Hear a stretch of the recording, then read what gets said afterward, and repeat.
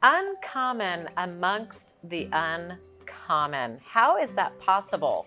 Well, I recently read a book, David Goggins. If you have not read or listened to one of his audibles, you're in for a treat. So he has a book that is called Can't Hurt Me, and I listened to it about 5 years ago, and I was kind of just getting to know who he was at the time. He's a former SEAL, Navy SEAL, super intense guy, but he's got a really good story of just life lessons. And one of the lessons that stood out to me recently, because I'm re-listening to the Audible, which I recommend, by the way, because it's like a book read and a podcast in between where you actually get to hear him being interviewed. It's super powerful.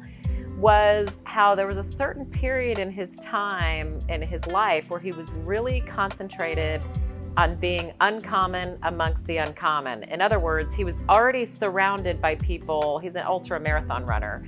I don't want to give it away, but it's obvious. You can just Google him and know that. But he's this ultra marathon runner, and those guys and gals are all uncommon anyway. So how did he stand out and be uncommon amongst the uncommon? So it really pushed him. But he also talks about his life lessons of how you can also push too hard. If you don't watch out, it can really can rub people the wrong way.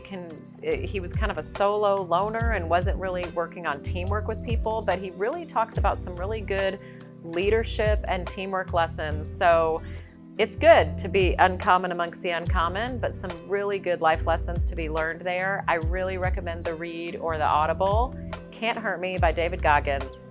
Have a good week.